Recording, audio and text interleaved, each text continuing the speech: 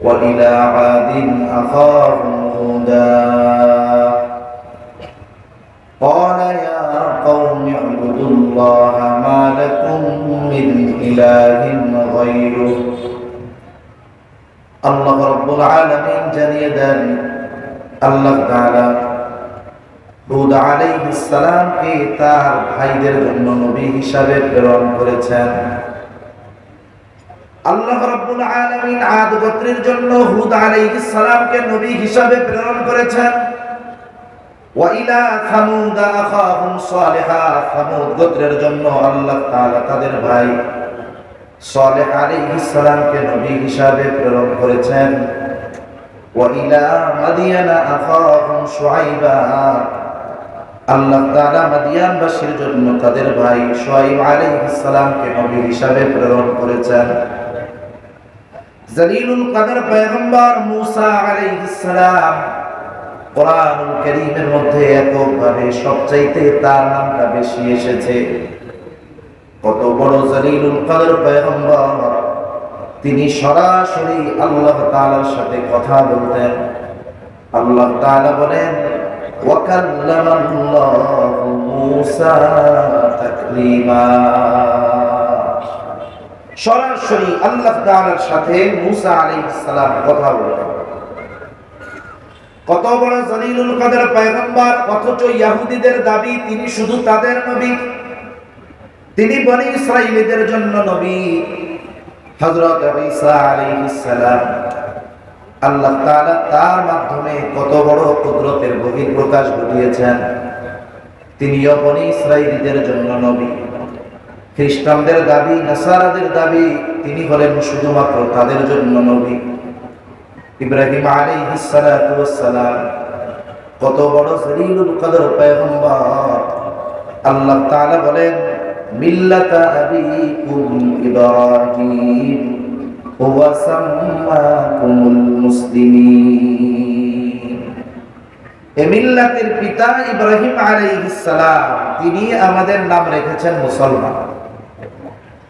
তাহলে তিনি সব মুসলমানের পিতা, কিন্তু সব মুসলমানের জন্য নবী নয়।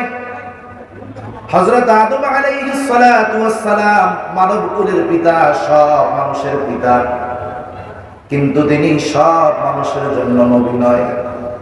তাহলে আমার আপনার নবীজির আগে যত নবী দুনিয়ায় এসেছে, যত রাসূল এসেছে, কেউ কোন গোত্রের জন্য নেতা নবী, কেউ কোন এলাকার জন্য নবী, কেউ কোন বংশের জন্য নবী, কিন্তু আমার আপনার নবীর ব্যাপারে আল্লাহ তাআলা বলেন, হাবিব আপনি বলেন কুল ইয়া আইয়ুহান নাসু ইন্নী রাসূলুল্লাহি ইলাইকুম জামিআ, আপনি জানিয়ে দেন আমি তোমাদের সকলের কাছে আল্লাহর পক্ষ থেকে প্রেরিত রাসূল। আল্লাহর পক্ষ থেকে তোমাদের সকলের জন্যই আল্লাহ আমাকে পাঠিয়েছেন। আমার আপনার নবী শুধু মানুষের জন্য নবী নয়। আল্লাহ তাআলা আমার আপনার নবুয়ত, নবীজির নবুয়তির পরিব্যাপ্তি নির্দিষ্ট কোন এলাকার মধ্যে সীমাবদ্ধ রাখেন নাই। আমার আপনার নবীজির নবুয়তির পরিব্যাপ্তি আল্লাহ তাআলা ততদূর পর্যন্ত বিস্তৃতি করে দিয়েছেন যতদূর পর্যন্ত নিজের রুবুবিয়তের বিস্তার তিনি দিয়েছেন। এজন্য পবিত্র কোরআনুল কারীমের সর্বাধিক পঠিত যেই সূরার নাম হলো সূরা ফাতিহা। এই সূরা সবচাইতে বেশি তিলাওয়াত করা হয়। প্রত্যেক নামাজের প্রতি রাকাতে এই সূরাটা লাগে। তবে ইমামের পেছনে যখন পড়া হয়, ইমামের কেরাত, মুসল্লির কেরাত একা যখন পড়া হয়, নিজে পড়ি, তার মানে প্রত্যেক রাকাতেই সূরা ফাতিহা পড়া লাগে। জামাতে পড়লে ইমাম পড়েন, একাকি যখন পড়ি নিজে পড়ি। এই সূরার শুরুতেই আল্লাহ তাআলা বলেন আলহামদুলিল্লাহি রাব্বিল আলামিন, সকল প্রশংসা আল্লাহর জন্য। আল্লাহকে বলে যিনি জগৎ সমূহের রব, জগৎ সমূহের প্রতিপালক। আসলে এই পৃথিবী একটা জগৎ নয়। মহাকাশ নিয়ে যারা গবেষণা করে, মাঝে মধ্যে দেখবেন তারা যখন নতুন কোন জগতের বা গ্রহের সন্ধান পায়, এটা ফলাও করে আন্তর্জাতিক মিডিয়াগুলো প্রচার করে যে নাসা এত কিলোমিটার দূরে নতুন এক জগতের সন্ধান পেয়েছে। এরা নতুন এক জগতের সন্ধান পেয়ে গোটা বিশ্বে আলোড়ন সৃষ্টি করে ফেলে।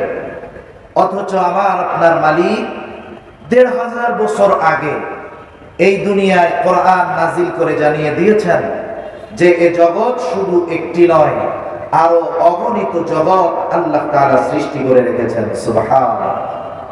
এজন্য তাদের এই নতুন নতুন জগৎ আবিষ্কারে বাস্তবে অবাক হওয়ার কোনো কিছু নাই, কারণ তারা আবিষ্কার করার বহু আগে এই জগৎগুলোর অস্তিত্বের ঘোষণা আল্লাহ তাআলা আমাদেরকে দিয়ে দিয়েছেন। শুধু তাই না, এই প্রথম আসমানের নিচে এত জগৎ আছে যে নাসা সহ পৃথিবীর যত বিজ্ঞান গবেষণা মহাকাশ গবেষণা কেন্দ্র আছে, এরা যদি শত শত বছরও রিচার্জ করে গবেষণা করে প্রথম আসমানের নিচে কত জগৎ আছে, গ্রহ আছে, এর হিসাব তারা বাহির করতে পারবে না। সুবহানাল্লাহ। এরকম অগণিত জগৎ আল্লাহ তাআলা সৃষ্টি করে রেখেছেন। যত জগৎ আছে সব জগতের রব প্রতিপালক হলেন আল্লাহ। যেই আল্লাহ সকল জগৎ সমূহের রব, সকল জগৎ সমূহের পরিচালক, যেই আল্লাহ সকল জগৎ সমূহের প্রতিপালক, তিনি আমার আপনার নবীর ব্যাপারে বলেন, ওয়ামা আরসালনাকা ইল্লা রাহমাতাল লিল আলামিন। আল্লাহ রাব্বুল আলামিন আমার আপনার নবীকে বলেন, আমি আপনাকে জগৎ সমূহের জন্য রহমত হিসাবে প্রেরণ করেছি। তার মানে যত জগৎ আছে সব জগতের রব প্রতিপালক হলেন আল্লাহ। যত জগৎ আছে সব জগতের জন্য রহমত হলেন মুহাম্মাদুর রাসূলুল্লাহ সাল্লাল্লাহু আলাইহি ওয়াসাল্লাম। এই সৃষ্টি জগতে একটা ইঞ্চি জায়গা নাই যেই জায়গার রব আল্লাহ তাআলা নন। একটা ইঞ্চি জায়গা সৃষ্টি জগতের কোথাও নাই। অনুরূপ ভাবে সৃষ্টি জগতের মধ্যে একটা ইঞ্চি জায়গা কোথাও নাই যেই জায়গার রহমত মুহাম্মাদুর রাসূলুল্লাহ সাল্লাল্লাহু আলাইহি ওয়াসাল্লাম নন। তার মানে আল্লাহ তাআলা আমার আপনার নবীজির নবুয়তির বিস্তৃতি কত দূর দিয়েছেন, নিজের রবুবিয়তের বিস্তৃতি যত দূর, আমার আপনার নবীজির নবুয়তির বিস্তৃতি আল্লাহ তাআলা তত দূর পর্যন্ত দিয়েছেন। যেই জায়গার রব আল্লাহ, ওই জায়গার নবী মুহাম্মাদুর রাসূলুল্লাহ সাল্লাল্লাহু আলাইহি ওয়াসাল্লাম। এজন্য কবি কত সুন্দর কথা বলেন, রবুবিয়ত খুদা কি है जहां तक, নবুয়তি মুস্তাফা কি है वहां तक। তাহলে আমার আপনার নবী নির্দিষ্ট কোন জাতি গোষ্ঠীর জন্য নবী নয়, নির্দিষ্ট কোন এলাকার জন্য নবী নয়। আমার আপনার নবী হলেন গোটা সৃষ্টি জগতের জন্য নবী। বলেন তো, এই বিশেষ গুণ আমার আপনার নবীর আগে আল্লাহ তাআলা কাউকে দিয়েছেন? দেন নাই। তাহলে গোটা সৃষ্টি জগতের জন্য অনুসরণীয় অনুকরণীয় হওয়ার জন্য যেই বিশেষ গুণাবলীগুলো দরকার, তার মধ্যে এক নাম্বার, তিনি গোটা সৃষ্টি জগতের জন্য প্রেরিত হবেন। আর আমার আপনার নবী গোটা সৃষ্টি জগতের জন্য নবী, কুল কায়নাতের জন্য নবী। দুই নাম্বার, তার জীবনটা হবে বহুমুখী জীবন। তার মানে তার জীবনে মানব জীবনের প্রতিটা দিক খুঁজে পাওয়া যাবে, প্রত্যেকটা বিষয় তার জীবন থেকে নেওয়া যাবে। কিন্তু আমার আপনার নবীর আগে যত নবী এসেছে, এক নবীর জীবন থেকে প্রত্যেকটা দিক মানুষের জন্য গ্রহণ করা সম্ভব না। একটা মানুষ তার গোটা জীবনে অনেকগুলো দিক থাকতে পারে। যেমন একটা মানুষ বিচারক হতে পারে, একটা মানুষ রাষ্ট্র পরিচালক হতে পারে, একটা যুবক স্বামী হতে পারে, এক সময় বৃদ্ধ হবে, সে শ্বশুর হতে পারে, দাদা নানাও হতে পারে, এক সময় সে রাষ্ট্র পরিচালক হতে পারে। এক কথায় মানুষের যত দিক আছে, পরিচয় আছে, সে যদি ওই পরিচয়টায় আদর্শবান হতে চায় তাহলে রাসূলুল্লাহ সাল্লাল্লাহু আলাইহি ওয়াসাল্লামের জীবন আদর্শের মধ্যে সেটা সে খুঁজে পাবে। যেমন মনে করেন একজন ব্যক্তি চিন্তা করলো আমি আদর্শ স্বামী হব। আদর্শ স্বামী হওয়ার জন্য সে চিন্তা করলো আমি অনুসরণ করব ঈসা আলাইহিস সালাম। বাস্তবতা হলো কেউ যদি আদর্শ স্বামী হওয়ার জন্য ঈসা আলাইহিস সালামের জীবন আদর্শ থেকে আদর্শ স্বামীর গুণাবলী গ্রহণ করতে চায়, এটা সম্ভব নয়। কেন? কারণ উনি যতদিন এই দুনিয়াতে ছিলেন আল্লাহ তাআলা ওনাকে আসমানে উঠিয়ে নিয়ে যাওয়ার আগ পর্যন্ত ঈসা আলাইহিস সালাম এই সময়টাতে বিবাহই করেন নাই। তাহলে যিনি বিবাহই করেন নাই তার থেকে আদর্শ স্বামী হওয়ার গুণ কোথায় পাওয়া যাবে? যাবে না। এখন কেউ যদি চিন্তা করে আমি একজন শাসক হয়েছি, আমি আদর্শ শাসক হব, তাহলে এক কাজ করা যায়, এই আদর্শ শাসকের গুণাবলী আমি মূসা আলাইহিস সালামের থেকে গ্রহণ করব। বাস্তবতা হলো মূসা আলাইহিস সালাতু ওয়াস সালাম বিশাল এক জামাতের নেতা ছিলেন, বনি ইসরাঈলদের নবী ছিলেন, কিন্তু উনি রাষ্ট্রকার্য পরিচালনা করেন নাই। এই জন্য কেউ যদি আদর্শ রাষ্ট্র পরিচালকের গুণ মূসা আলাইহিস সালাম থেকে গ্রহণ করতে চায়, এটা সম্ভব নয়, কারণ উনি রাষ্ট্র পরিচালক ছিলেন না। এখন যদি কেউ চিন্তা করে আমি আদর্শ বিচারক হব, আদর্শ বিচারক হওয়ার জন্য আমি কার আদর্শ গ্রহণ করব? উনি চিন্তা করলেন আমি আদম আলাইহিস সালাম থেকে আদর্শ বিচারকের গুণ অর্জন করব। তাহলে দেখা যাবে আদর্শ বিচারকের গুণ তিনি আদম আলাইহিস সালাম থেকে পাবেন না। কিন্তু তিনি যদি আদর্শ বিচারক, আদর্শ রাষ্ট্রপ্রধান, আদর্শ শাসক, আদর্শ স্বামী, আদর্শ সেনাপতি, এক কথায় মানব জগতের যতগুলো দিক আছে প্রত্যেকটা দিকে সে যদি আদর্শ আচরণ, আদর্শ অর্জন করতে চায়, নবীজির জীবনীর মধ্যে যদি সে তালাশ করে, মানব জীবনের প্রত্যেকটা দিকের উত্তম আদর্শ নবীজির জীবন থেকে গ্রহণ করা যাবে। তাহলে আমার আপনার নবীজির জীবন একমুখী নয়। আবার এমন হতে পারে যে চিন্তা করতে পারি যে সুখের সময় তো কি করতে হবে বুঝলাম, কিন্তু দুঃখের সময় কি করব? যখন কষ্ট, ক্লেশ, বিপদ আপদ, বালা মুসিবত আসবে তখন কি করণীয়? আমি আপনি যদি নবীজির জীবনীর দিকে তাকাই, তাহলে কষ্ট ক্লেশ যখন ছিল, মুসিবত যখন ছিল, চতুর্দিকে শত্রুতাকে বেষ্টিত করে রেখেছিল, ওই অবস্থায় তিনি কেমন ভাবে জীবন পরিচালনা করেছেন এটা নবীর থেকে পাওয়া যাবে। নবীজি আনন্দের সময় কেমন ভাবে জীবন অতিবাহিত করেছেন নবীজির থেকে পাওয়া যাবে। এক কথায় আমার আপনার নবীজির জীবন একমুখী নয়, আমার আপনার নবীজির জীবন বহুমুখী। আমার আপনার নবী শুধু মসজিদে নববীর মধ্যে ইমামতি করেন নাই, আমার আপনার নবীজি মসজিদে নববীর ভিতরে বসে রাষ্ট্র পরিচালনাও করেছেন। ঠিক কিনা বলেন?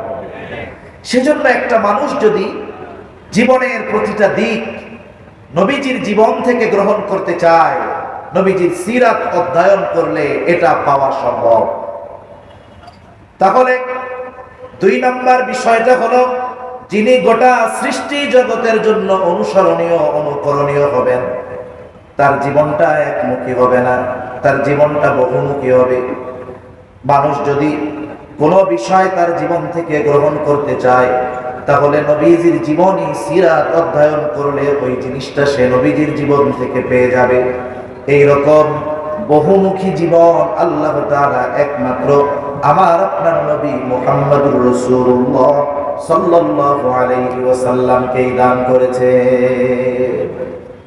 অতীতের কোন নবীদের ব্যাপারে ব্যাপকভাবে প্রত্যেকটা জিনিসের ক্ষেত্রে পরিপূর্ণ বিষয় অর্জন করা অসম্ভব।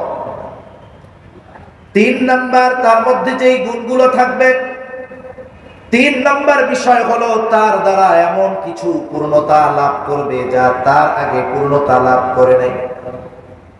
এমন কিছু বিষয় আছে, গুরুত্বপূর্ণ বিষয়, যে বিষয়গুলো আমার আপনার নবীর আগে আল্লাহ তাআলা পূর্ণতা প্রদান করেন নাই। কি বিষয় যেগুলো আমার আপনার নবীর মাধ্যমে আল্লাহ তাআলা পূর্ণতা প্রদান করেছেন? এক নাম্বার, আল্লাহ তাআলা আমার আপনার নবীজির মাধ্যমে আমাদের জীবন ব্যবস্থায় পূর্ণতা আল্লাহ তাআলা প্রদান করেছে। আল্লাহ রাব্বুল আলামিন পবিত্র কোরআনুল কারীমের সূরা মায়েদার 3 নম্বর আয়াতের মধ্যে জানিয়ে দেন, আল-ইয়াওমা আকমালতু লাকুম দীনাকুম ওয়া আতমামতু আলাইকুম নি'মাতি ওয়া রাদিতু লাকুমুল ইসলাম দীনা। এই আয়াতের তাফসীরের মধ্যে এসেছে, একজন ইহুদি খলিফাতুল মুসলিমিন হযরত ওমর রাদিয়াল্লাহু তাআলা আনহুর কাছে এসেছেন। এসে বলে, খলিফাতুল মুসলিমিন, আপনাদের কোরআনে এমন একটা আয়াত আছে যে আয়াত আল্লাহ তাআলা আপনাদের নবীজির উপরে নাযিল করেছেন। আল্লাহ তাআলা যদি এই আয়াত তাওরাতের মধ্যে নাযিল করতেন, মুসা আলাইহিস সালামের উপরে নাযিল করতেন, যেই দিন এই আয়াত আল্লাহ তাআলা নাযিল করতেন ওই দিনটাকে আমরা ঈদের দিন বানায় নিতাম। হযরত ওমর রাদিয়াল্লাহু তাআলা আনহু বলেন, কোন সে আয়াত? যেই আয়াত যদি তাওরাতে নাযিল হতো তাহলে ওই দিনটাকে তোমরা ঈদের দিন বানায় নিতা। এইবার ইহুদি বলে, আয়াতটা হলো এই আয়াত, আল-ইয়াওমা আকমালতু লাকুম দীনাকুম ওয়া আতমামতু আলাইকুম নি'মাতি ওয়া রাদিতু লাকুমুল ইসলাম দীনা। তৃতীয় আয়াতের একটা অংশ বলে, এটা যদি তাওরাতে নাযিল হতো ওই দিনটাকে আমরা ঈদের দিন বানায় নিতাম আনন্দে খুশিতে। হযরত ওমর রাদিয়াল্লাহু তাআলা আনহু বলেন, এই আয়াত কোন দিন কোথায় কার উপরে নাযিল হয়েছে আমি এটা জানি। এই আয়াত জুমার দিন, আবার ওই দিন ছিল ইয়াউমে আরাফা। জাবালে রহমত ওই স্থানে মুহাম্মাদুর রাসূলুল্লাহ সাল্লাল্লাহু আলাইহি ওয়াসাল্লামের উপরে আল্লাহ তাআলা এটা নাযিল করেছে। এই আয়াতের মধ্যে আরো কিছু দিক নির্দেশনাবলী আল্লাহ তাআলার পক্ষ থেকে আছে, বিধিবিধান আছে। মুফাসসিরিনে কেরাম বলেন, আল্লাহ তাআলা এই আয়াত নাযিল করার অন্যতম কারণ ইসলামের জন্য যত বিধিবিধান বিধিনিষেধ প্রয়োজন ছিল এই পর্যন্ত মোটামুটি সব কিছু আল্লাহ তাআলার পক্ষ থেকে নাযিল হয়ে গেছে। তার মানে মুসলমানেরা কিয়ামত পর্যন্ত তাদের জীবন কিভাবে পরিচালিত করবে এর জন্য যত দিক নির্দেশনা বিধিনিষেধ দরকার সব কিছু আল্লাহ তাআলা পরিপূর্ণভাবে নাযিল করে দিয়েছেন, পরিপূর্ণ হয়ে গিয়েছে। এই জন্য আল্লাহ তাআলা দিন পরিপূর্ণতার ঘোষণা দিয়েছেন। আল্লাহ কি বলেন? আল্লাহ তাআলা বলেন, আল-ইয়াওমা আকমালতু লাকুম দীনাকুম, আজকে আমি তোমাদের জন্য তোমাদের দিন তথা জীবন ব্যবস্থাকে পরিপূর্ণ করে দিলাম। তার মানে আমরা আমাদের গোটা হায়াত কিভাবে পরিচালিত করব, এক কথায় প্রতিটা পদক্ষেপ কিভাবে ফেলবো, প্রতিটা পদক্ষেপ কিভাবে আমরা ফেলবো, সামনে কিভাবে প্রতিটা মুহূর্ত অগ্রসর হব, কিভাবে আমার ব্যক্তিগত জীবন পরিচালিত করব, কিভাবে আমার সমাজ জীবন পরিচালিত করব, কিভাবে আমার পারিবারিক জীবন পরিচালিত করব, কিভাবে আমার রাজনৈতিক জীবন পরিচালিত করব, কিভাবে আমার অর্থনৈতিক জীবন পরিচালিত করব, কিভাবে আমি মানুষের সাথে মিলব, কেমন হবে আমার লেনদেন, কেমন হবে মানুষের সাথে আমার আচার আচরণ, আল্লাহ রাব্বুল আলামিন সব কিছু পরিপূর্ণভাবে আমাদেরকে জানিয়ে দিয়েছে। মানব জীবনের এমন একটা দিক নাই যেই দিক কোরআন এবং হাদিসের মধ্যে বর্ণিত নাই, এমন একটা বিষয় নাই যেই বিষয়ের সমাধান কোরআন সুন্নাহর মধ্যে নাই। ইসলাম আমাদেরকে পরিপূর্ণ এক জীবন ব্যবস্থা দিয়েছে। কেউ যদি এ কথা বলতে চায় ইসলাম এই পৃথিবীর অমুক অমুক জায়গায় সমাধান দিতে পারে নাই, কেউ যদি এই কথা বলে আর বিশ্বাস করে নিঃসন্দেহে সে বেঈমান, কোনো সন্দেহ নাই।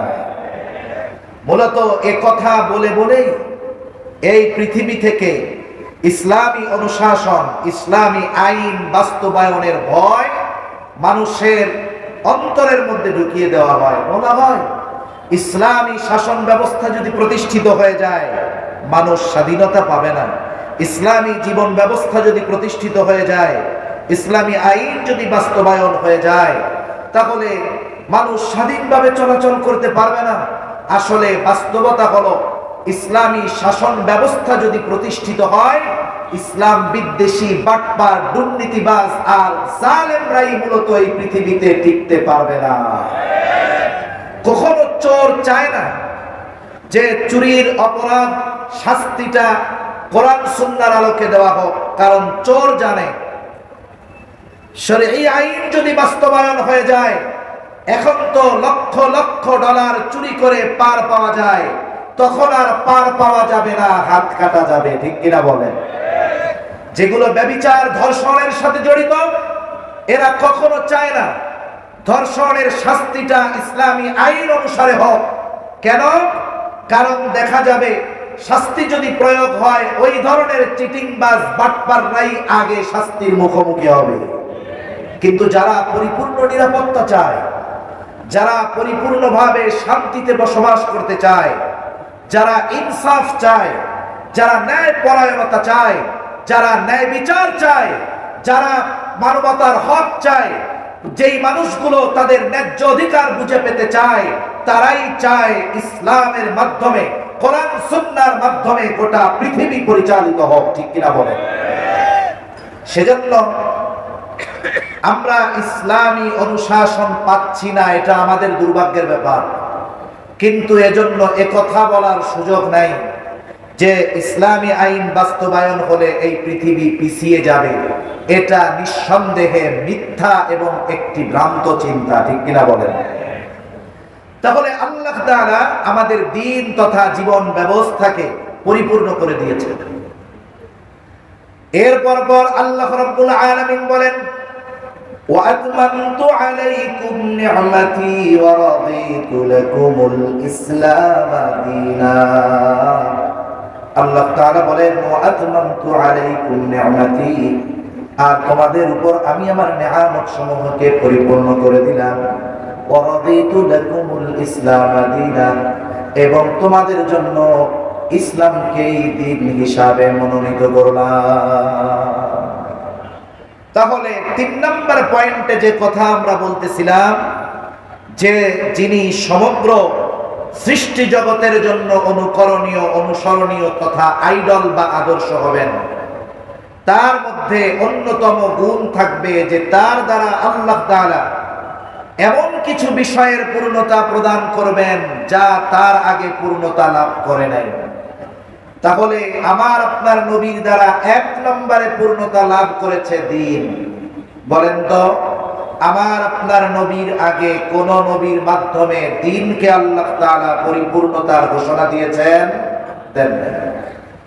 তাহলে 1 নম্বর, আমার আপনার নবীর মাধ্যমে আল্লাহ তাআলা দ্বীনকে পরিপূর্ণতা দিয়েছেন। 2 নম্বর, আমার আপনার নবীর মাধ্যমে আল্লাহ তাআলা নেয়ামতের পূর্ণতা প্রদান করেছেন। যেই বাক্যের মধ্যে দ্বীন পরিপূর্ণতার ঘোষণা আল্লাহ তাআলা দিয়েছেন, ওই বাক্যের মধ্যেই নেয়ামত পরিপূর্ণতার ঘোষণা আল্লাহ তাআলা দিয়েছেন। কারণটা কি? বুজুর্গানে দ্বীন বলেন, এখানে একটা বিষয় তো বোঝাই যায়, যেখানেই পরিপূর্ণ দ্বীন সেখানেই আল্লাহ তাআলার পক্ষ থেকে পরিপূর্ণ নেয়ামত। এ বিশ্ববাসী যতটুকু নেয়ামত আমরা আল্লাহ তাআলার পক্ষ থেকে পাচ্ছি, হাজারো পাপাচার, অনাচার, অবিচার, এত কিছুর পরেও, নাফরমানির পরেও যেই পরিমাণ নেয়ামত আল্লাহ তাআলা আমাদেরকে দেন, আমরা যদি লক্ষ বছর হায়াত পাই, এই পাপাচারের পরে যেই নেয়ামত আল্লাহ আমাদেরকে দিচ্ছেন, ওই নেয়ামতের শুকরিয়া লক্ষ বছর হায়াত পেলেও আদায় করা অসম্ভব। তাহলে আমরা যদি পরিপূর্ণ দ্বীন মানতাম, তাহলে কি পরিমাণ নেয়ামত আল্লাহ তাআলা আমাদেরকে দিতেন। আল্লাহ রাব্বুল আলামিন পরিপূর্ণ দিন যদি আমরা মানতে পারতাম, আল্লাহ তাআলা তো আমাদের জন্য আসমান এবং জমিনের বরকতের দরজাগুলো খুলে দিতেন। যেমন এক জনপদের ব্যাপারে আল্লাহ তাআলা বলেন, ওয়ালাউ আন্না আহলাল কুরা আমানু ওয়াত্তাকাউ লাফাতাহনা আলাইহিম বারাকাতিন মিনাস সামাই ওয়াল আরদ।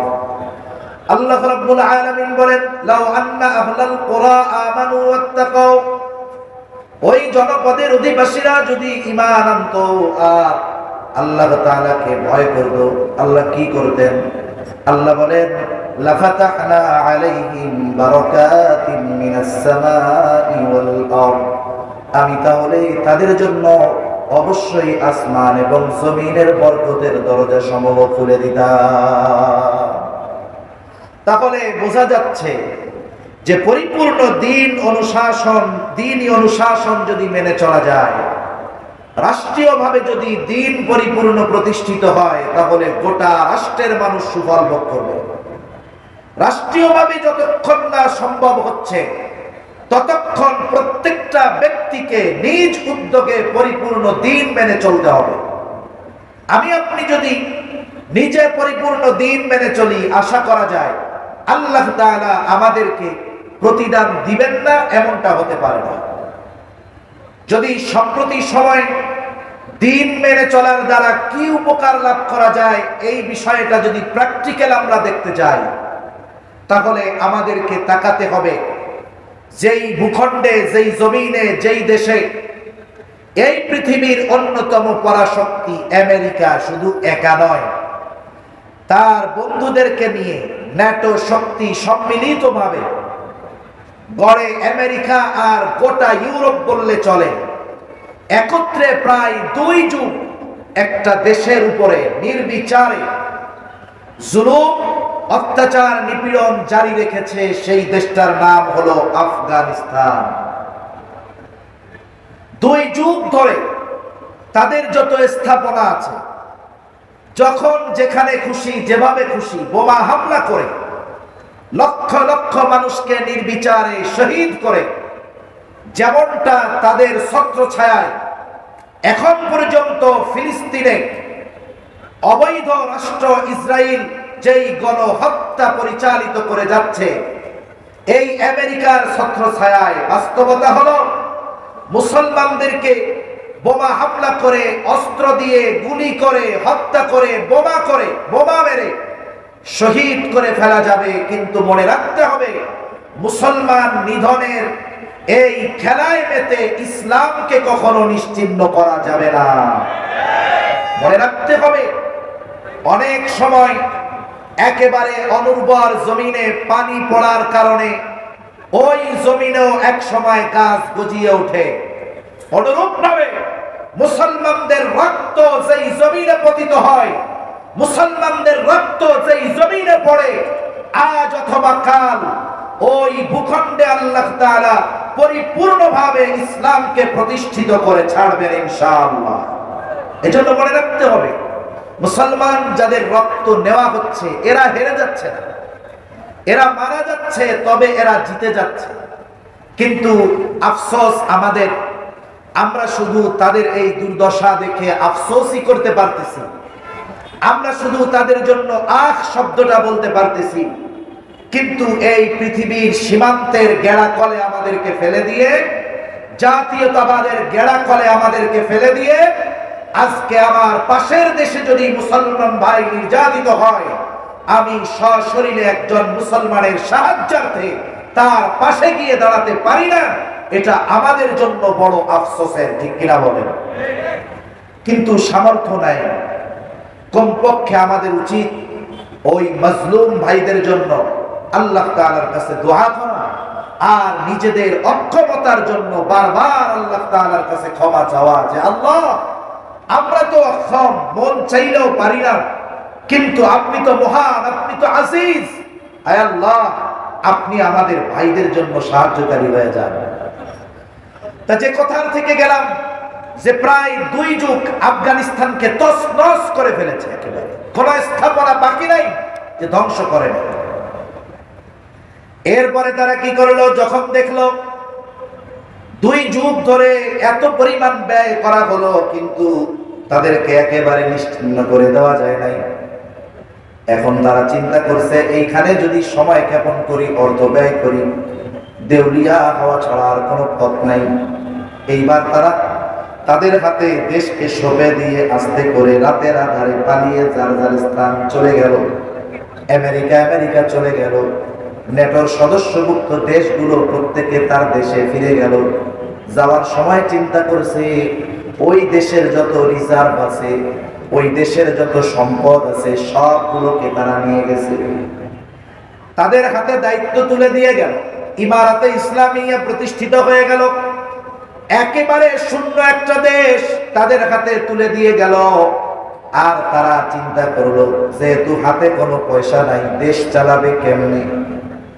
এমনি কিছুদিন পর ওই দেশের লোকজন বলা শুরু করবে আগেই ভালো ছিলাম। আগেই ভালো ছিলামের গল্প শুনেন না আপনারা?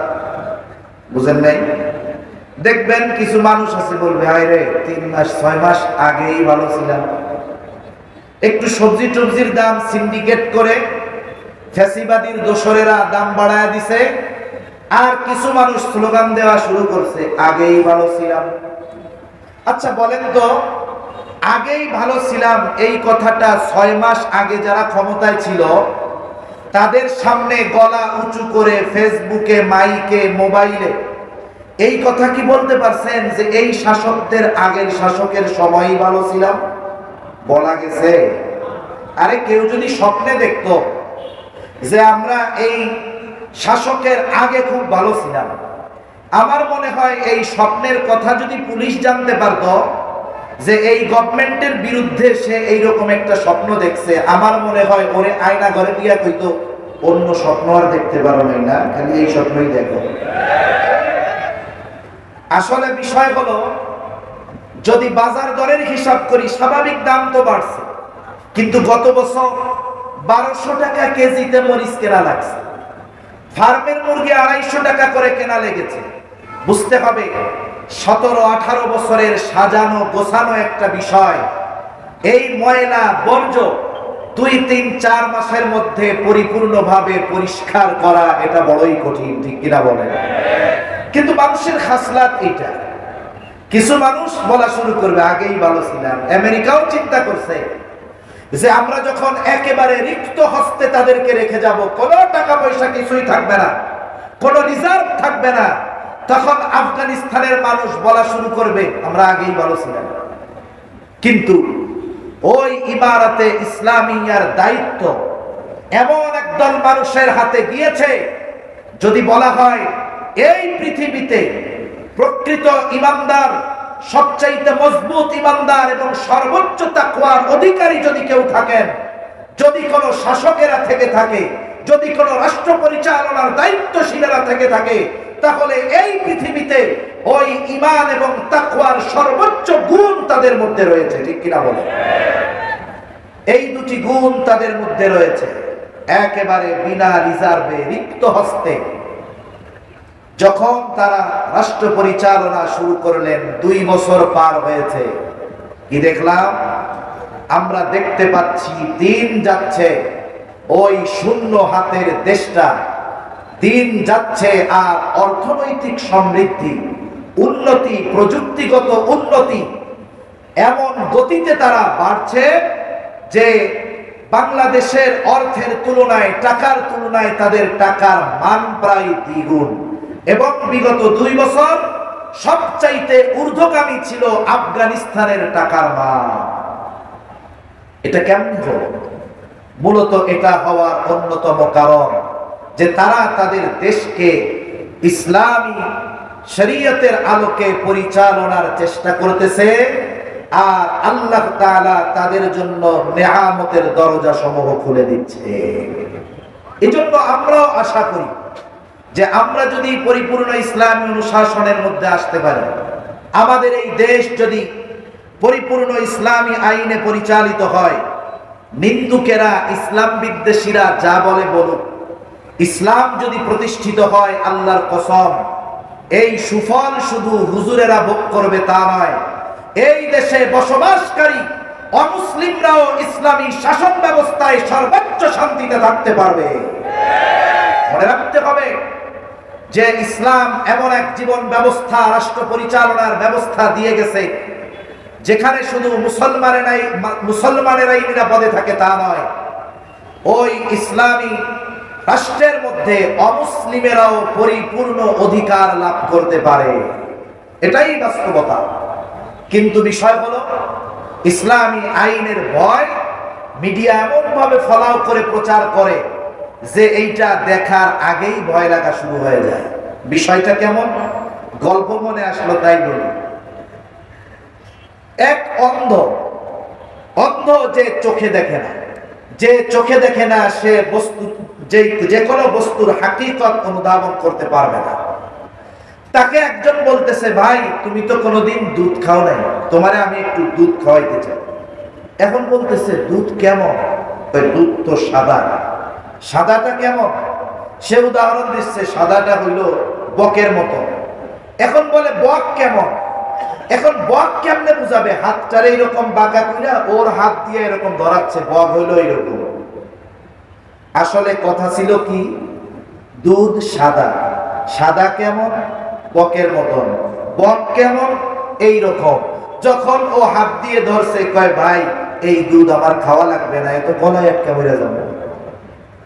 তাহলে আসলে যারা ইসলাম সম্পর্কে অজ্ঞ, অনভিজ্ঞ, ইসলাম সম্পর্কে যাদের পরিপূর্ণ জ্ঞান নাই, ইসলামী অনুশাসনের সুফল সম্পর্কে যারা অজ্ঞ, এই মানুষগুলাকে ভয় ভীতি দেখিয়ে, ইসলামী শাসনের ভয় ভীতি অন্তরে ঢুকিয়ে এরা বলে তোমরা নামাজ কালাম পড়ো, রোজা রাখো, সব করো, কিন্তু ইসলামী আইন, শরিয়া আইন, খিলাফা এটা বাস্তবায়ন হওয়ার দরকার নাই। এজন্য দেখবেন সমাজে অনেক মানুষ আছে 5 ওয়াক্ত নামাজ পড়ে কিন্তু খিলাফা চায় না, খেলাফত চায় না, পরিপূর্ণ ইসলামী অনুশাসন চায় না। বলেন তো এই ধরনের নামাজি হাজি মানুষ এই সমাজে কম না বেশি? নিঃসন্দেহে বেশি।